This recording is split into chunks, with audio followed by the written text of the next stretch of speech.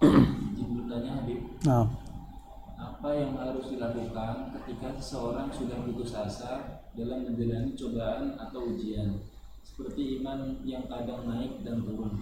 Apakah ada tips atau solusi agar rasa putus asa itu hilang? Putus asaan itu kenapa sih muncul? Karena kita ini dengan Allah itu putus. Orang ada putus asa karena hubungannya sama Allah putus. Itu masalah terbesarnya itu. Nggak sedikit orang-orang itu punya ujian berat dalam hidupnya, tapi masih bisa bertahan. Kenapa? Karena dia dengan Tuhan nggak putus. Yang bikin kita naik turun untuk iman, ngerasa putus asa, kita sama Allah waktunya sedikit, lebih banyak waktu kita untuk apa? Untuk dunia. Ketika dapat suatu ujian berat bagi kita, karena itu sama Allah nggak baik-baik saja hubungannya. Kalau baik hubungan itu sama Allah, aman semuanya. Contoh, Sayyidina Ali sama Siti Fatimah Zahra didatangi sama Nabi malam-malam. Nabi duduk di tengah-tengah, samping mereka berdua. Ada apa? Ada apa ya, kalau bahasa kita ya, mau curhat apa? Nabi itu perhatian sama anaknya, sama mantunya. Ya udah di situ Sayyidina Ali bilang, ya Rasulullah, ada pembantu gak yang bisa ngebantuin anakmu Fatimah? Kesian tangan itu apa? Luka-luka karena cuci pakai tangan, apa namanya itu? Ngalusin gandum pakai tangan. Sekarang kan udah ada mesin, dulu kan pakai tangan semua. Sehingga kalau ada pembantu mungkin bisa ngeringanin. Nabi bilang, mau gak saya kasih sesuatu lebih dari pembantu? Ya mau ya Rasulullah. Apa yang ajaran sama Nabi? Subhanallah 33, Alhamdulillah 33, Allahu Akbar 34 setiap mau tidur. Apa hubungannya sama pembantu? Zikir sama pembantu boleh apa? Kok Nabi ngasih zikir? Ternyata di situ Nabi ngedidik anaknya, ngedidik mantunya. Kalau hubungan ente sama Allah baik, mau apapun yang terjadi di hidup ente akan kerasa ringan. Nah mereka ngamalin tuh. Sampai kata Sayyidina Ali, sampai kapanpun saya nggak pernah tinggal tuh bacaan setiap mau tidur. Sampai ada orang nanya ketika terjadi perang As-Saffain, tahu perang As-Saffain? Ketika Sayyidina Ali apa? Terjadi kesalahpahaman dan perang dengan Muawiyah. Itu kan perang Saffain itu. Kamu saat itu baca gak? Kata Sayyidina Ali, dalam kondisi begitu saya masih baca. Dalam kondisi perang begitu saya masih baca. Artinya apa? Kalau hubungan kita baik-baik saja sama Allah, nggak ada kesulitan dalam hidup ini. Sulit kita ngerasa berat di hati, kita manusia. Cuman apa yang bikin kita tenang? Kalau kita sama Allah baik hubungan kita. Nah itu diajarin sama Nabi zikir. Ala bidzikrillahi tatmainnul qulub. Dengan zikir kepada Allah hati terasa apa? Tenang. Kenapa saya berzikir nggak pernah tenang? Ya zikir kadang-kadang. Orang kalau dikirim kadang-kadang nggak akan ngerasa ketenangan hati. Cuman kalau sudah menjadi muawadah istiqomah, ente akan ngerasain ketenangan hati. Nah itu hubungan kita sama Allah diperbaiki. Caranya gimana supaya saya nggak pernah putus asa lagi? Coba sholat taubat. Mungkin kita punya dosa banyak sama Allah. Sering ninggalin sholat, sering ngelakuin dosa, kita belum taubat nasuha, sholat taubat. Ketika sujud lahir nangis minta sama Allah, diampuni dosa-dosanya. Udah, habis ini ngelakuin begitu, mulai sekarang ente perbaiki hubungan sama Allah. Musibah apapun, ujian itu akan terasa ringan, percaya dah. Ringan. Karena katakan oleh Sayyidina Umar, setiap aku dapat musibah dan ujian, aku bersyukur kepada Allah. Loh kok bersyukur wahai Umar bin Khattab? Karena setiap ujian urusan dunia mulu, kecil dunia mah. Ada orang diuji dalam ekonomi, diuji urusan keluarga, ama kecil. Yang penting jangan Allah nguji saya dalam urusan agama. Kalau tiba-tiba Allah nguji saya dalam urusan agama, itu berat bagi saya. Artinya, kalau tiba-tiba Sayyidina Umar itu ngerasa apa? Sholat udah mulai malas, baca Quran malas. Nah itu musibah kata Sayyidina Umar. Tapi nggak mungkin Sayyidina Umar bin Khattab seperti itu. Mau ngerasa apa? Bersyukur aja ketika diuji. Karena tanda orang ketika disayang sama Allah diuji. Nah itu tanamkan di hati. Supaya ngerasa ringan tuh setiap ujian. Apa kata Nabi? Idza ahabballahu 'abdan ibtalah. Jika Allah sayang dengan seorang hambanya, akan dikasih ujian. Untuk apa diuji? Supaya ketika diuji kan diingat Allah. Oh, Allah senang sama dia. Kalau nggak diuji-uji kan apa? Lalai mulu. Kayak Fir'aun kan nggak pernah diuji seumur hidupnya Fir'aun. Kaya raya, ngaku Tuhan, semua dia punya, pilek aja nggak pernah Fir'aun. Artinya pernah sakit, pileknya nggak pernah. Itu tandanya Allah kagak peduli. Nah, ketika ente suka diuji, dikasih apa? Ujian dalam hidup, tanda Allah sayang supaya ente kembali kepadanya, berzikir dan minta pertolongan kepada Allah. Allah sayang. Kalau ente ngerasa gue nggak mau diuji, maunya anak-anak aja, ya terserah. Kalau Allah angkat apa? Rahmat dari ente gimana? Allah kasih semua yang ente mau, tapi matinya ente lalai, mau kayak gitu? Lalai sama sekali nggak ada hubungan sama Allah. Kayak Fir'aun mati.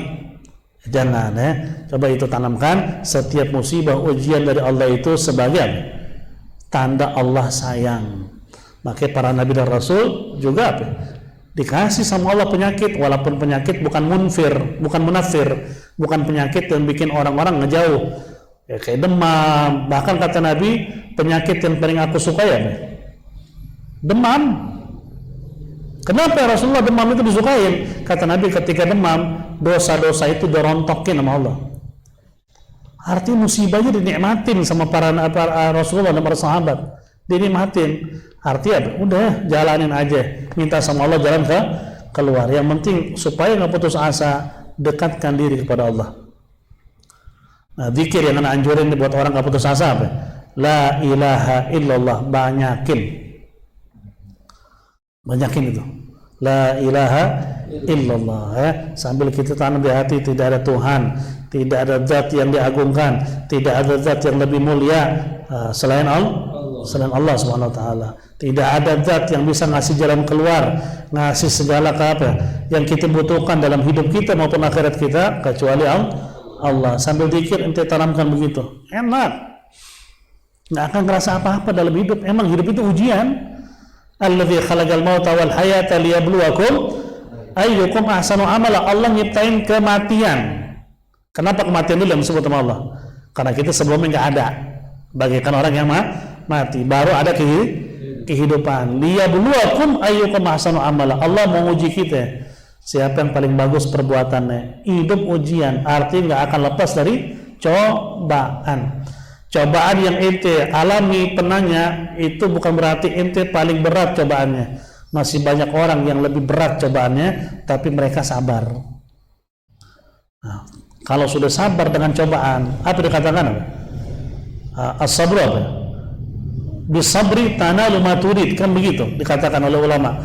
Kalau kamu sabar, apapun yang kamu inginkan akan Allah penuhi. Yang penting sabar dulu. Sabar sambil dekatkan diri kepada Allah. Pasti Allah kasih apa yang diminta. Ujian itu nggak selamanya. Allah nguji cuma melihat sejauh mana kita sabarnya.